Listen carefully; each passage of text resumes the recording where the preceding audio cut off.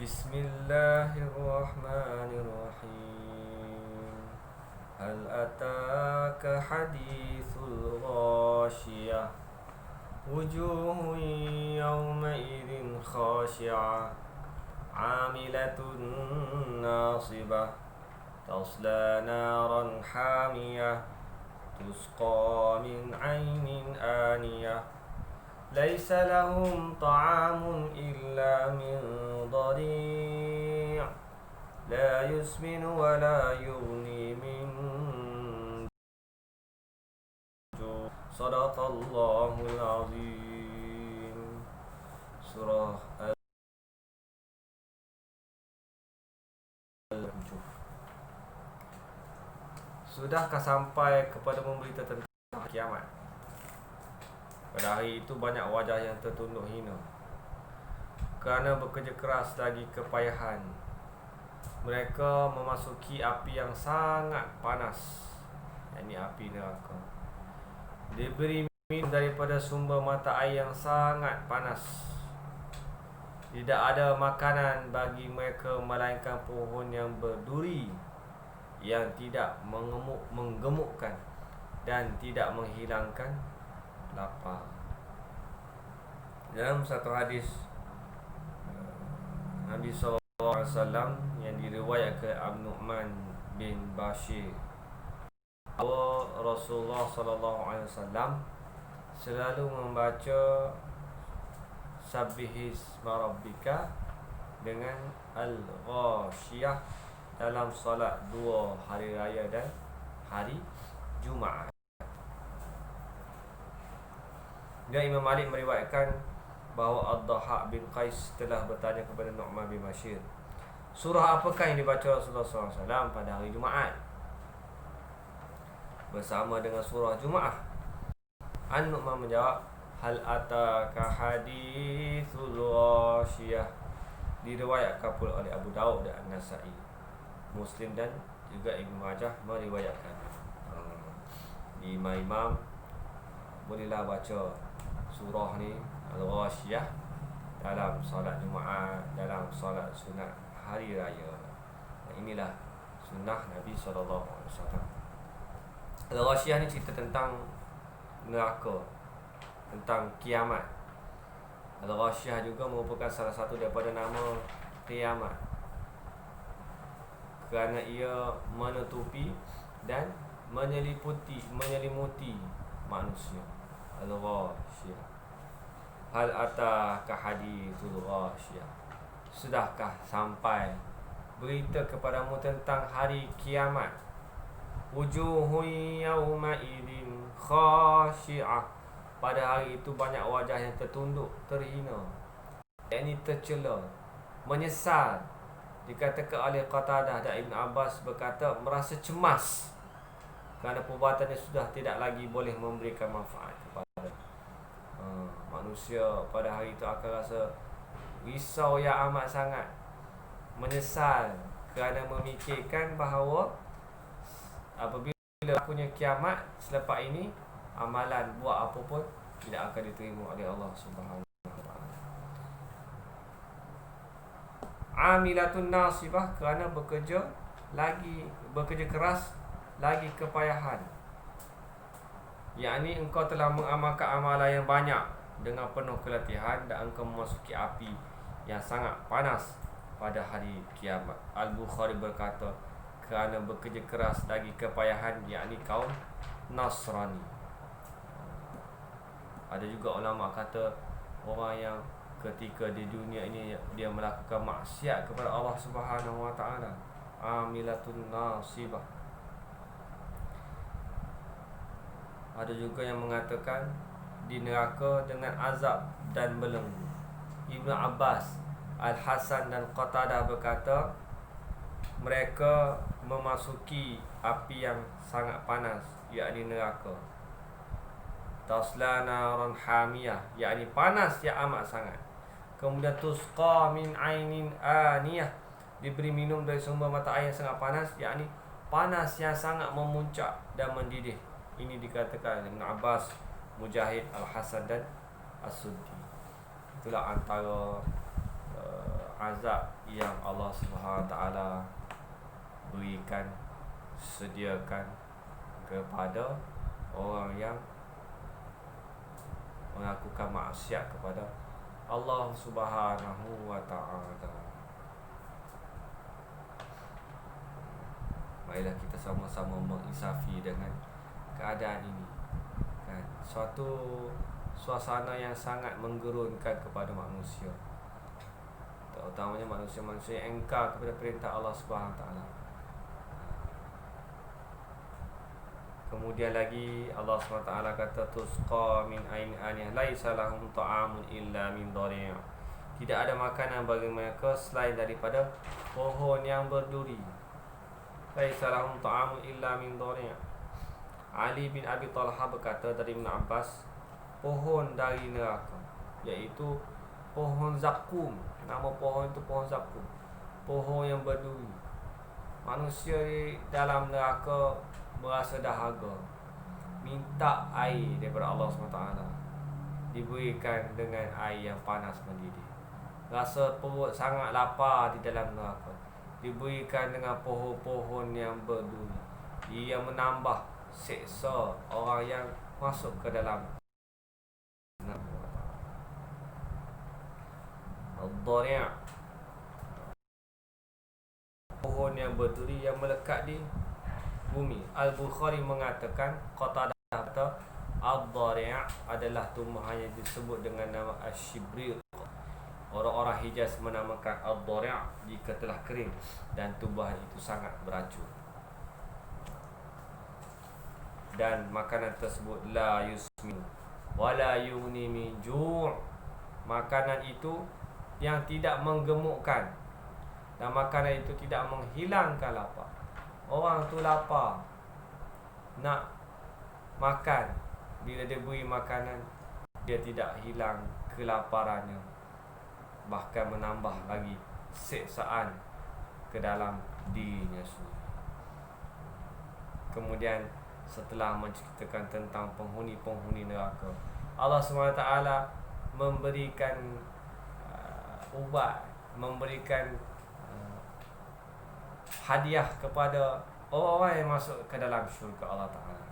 Wujuhun yawma idhin na'ibah lisa'yiha radiyah fi jannatin 'aliyah la tasma'u fiha laghiyah fiha 'ainun jariyah fiha sururun marfu'ah wa akwabun mawdu'ah wa namariqu masfufah wa zarabiyu mabthuthah. Pada hari itu banyak pula wajah yang berseri-seri, masa senang kerana usahanya sendiri. Mereka di dalam syurga yang tinggi. Di sana kamu tidak mendengar perkataan yang tidak berguna. Di sana ada mata air yang mengalir. Di sana ada katil-katil yang ditinggikan, dan gelas-gelas yang tersedia di dekatnya, dan bantal-bantal sandaran yang sempurna, dan pemaidani-pemaidani yang terhampar.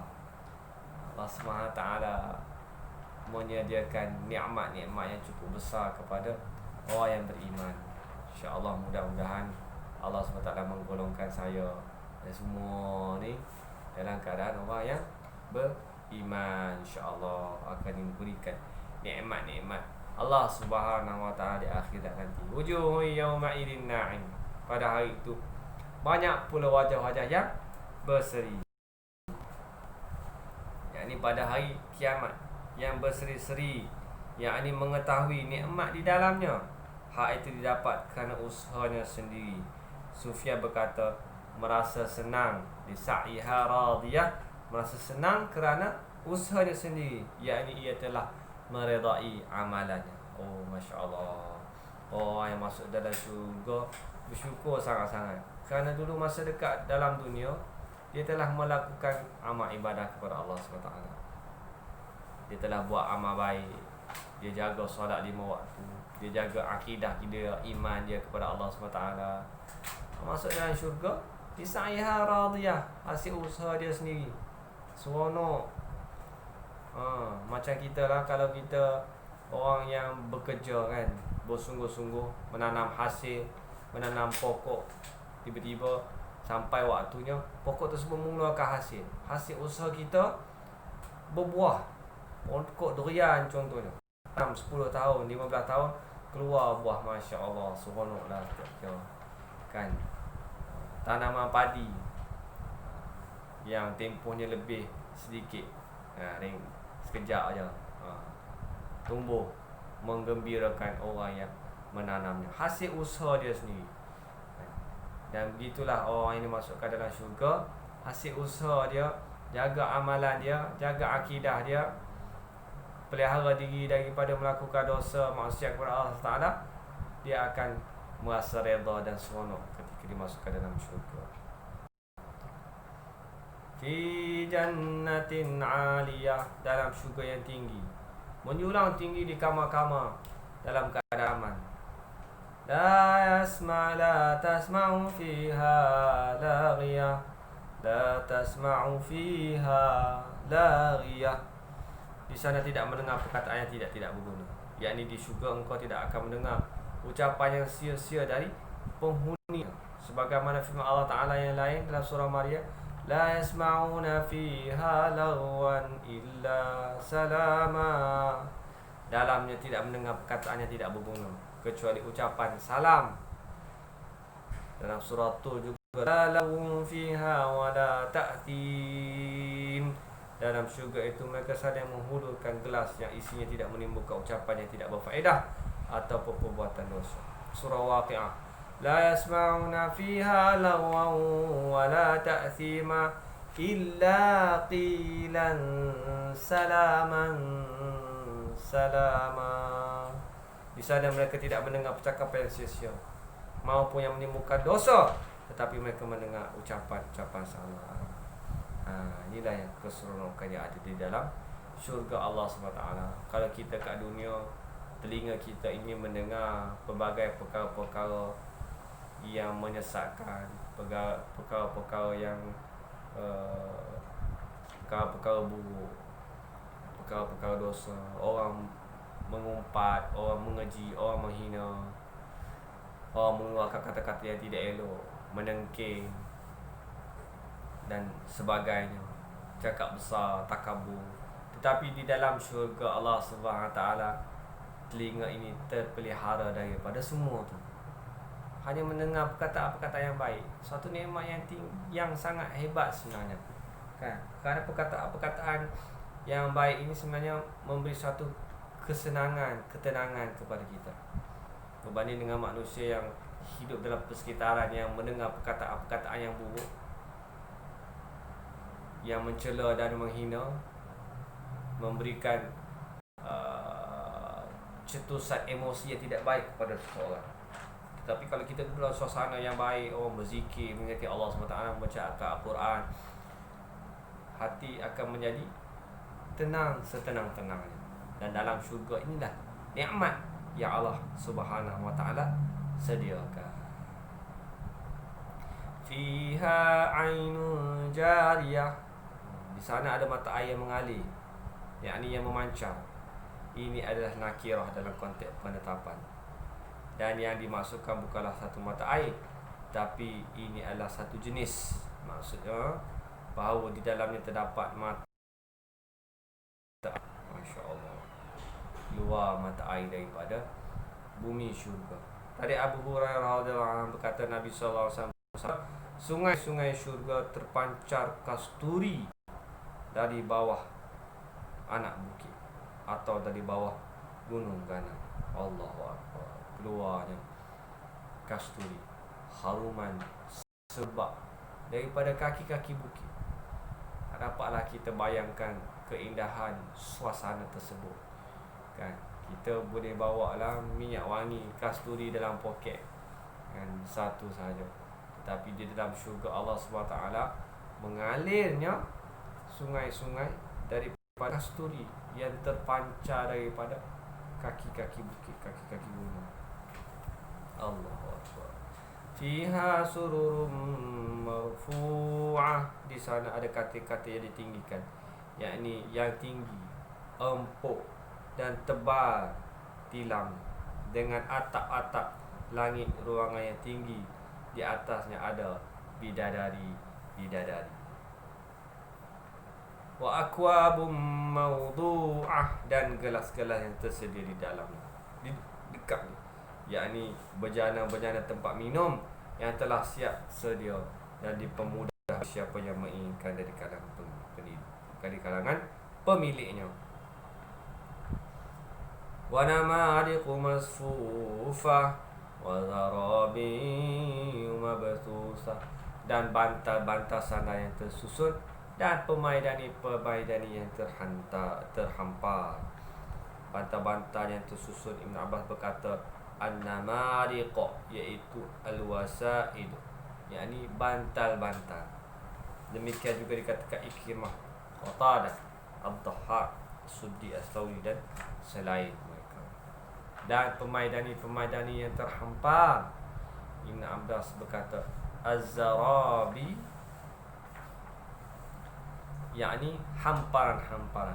Demikian halnya yang dikatakan Ad-Dhahhak, dan dia tidak sendiri, dan bermakna mabsusah, yakni di sana sini untuk siapa saja yang hendak duduk di atasnya.